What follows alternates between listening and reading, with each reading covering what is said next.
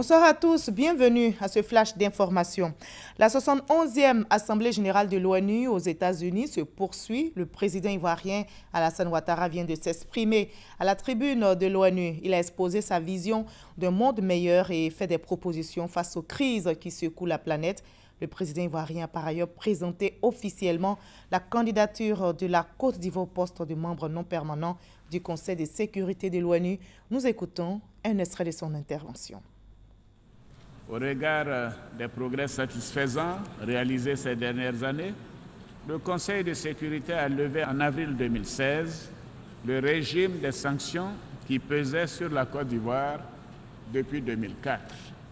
En juin 2017, l'opération des Nations Unies en Côte d'Ivoire, l'ONUCI, achèvera son mandat et quittera définitivement la Côte d'Ivoire après 12 années de présence continue.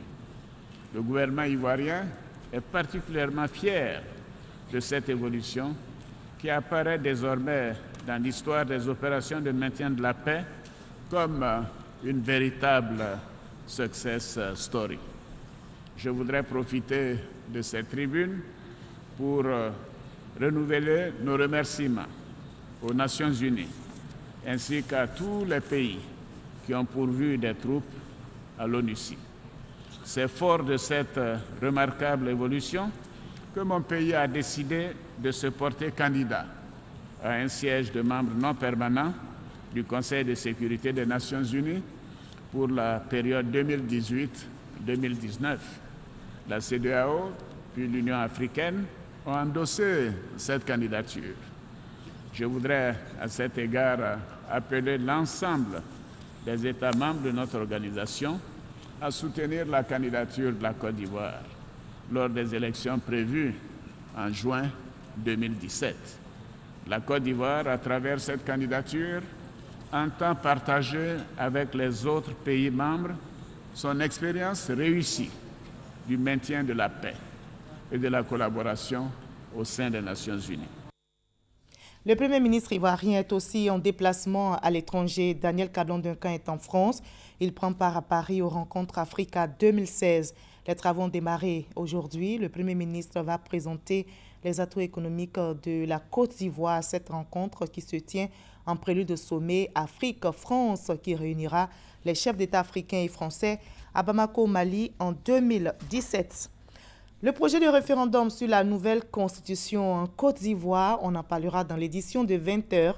La rédaction de RTI 1 vous proposera donc tous les jeudis un sujet sur ce référendum en vue de la nouvelle constitution. Voulez-vous savoir par exemple ce que c'est qu'un référendum, une constitution ou comment voter? Des questions qui seront donc traitées par nos reporters qui ont rencontré des spécialistes. Au Gabon, c'est aujourd'hui que la Cour constitutionnelle va rendre son verdict. Elle va se prononcer sur les résultats de la présidentielle et valider ou non la réélection du président sortant Ali Bongo. Son adversaire Jean Ping, qui conteste toujours la victoire d'Ali Bongo, avait déposé un recours devant la Cour constitutionnelle, la plus haute juridiction du pays, pour obtenir un recomptage des voix dans le Haut-Ogooué. Dans cette province, le chef de l'État a obtenu 95% des voix et arraché sa victoire. En Guinée, c'est le démarrage à Guinée-Conakry, donc le démarrage du dialogue entre le pouvoir et l'opposant. Les leaders donc, de la mouvance présidentielle se sont donc rencontrés pour valider un calendrier électoral et un cadre de dialogue avec l'opposition. La situation en Syrie inquiète l'ONU qui prie le président syrien Bachar el-Assad de la laisser distribuer l'aide alimentaire en Syrie. 40 camions attendent à la frontière turco-syrienne. La nourriture sera périmée lundi, prévient l'ONU. L'aide onusienne avait été suspendue, je rappelle, après l'attaque meurtrière contre un convoi mardi. Pendant ce temps, des raids aériens ont touché différents quartiers d'Alep, des frappes sans précédent depuis plusieurs mois selon l'opposition. L'armée a été appelée en renfort ce matin dans l'État de Caroline du Nord aux États-Unis après les émeutes dans la ville de Charlotte qui ont conduit le gouverneur à décréter l'état d'urgence. 44 personnes ont été interpellées dans la nuit de mercredi à jeudi. Des manifestations violentes ont éclaté pour dénoncer la mort, je rappelle, d'un homme noir abattu par la police. Mardi dernier, je vous retrouve à 20h. À tout à l'heure.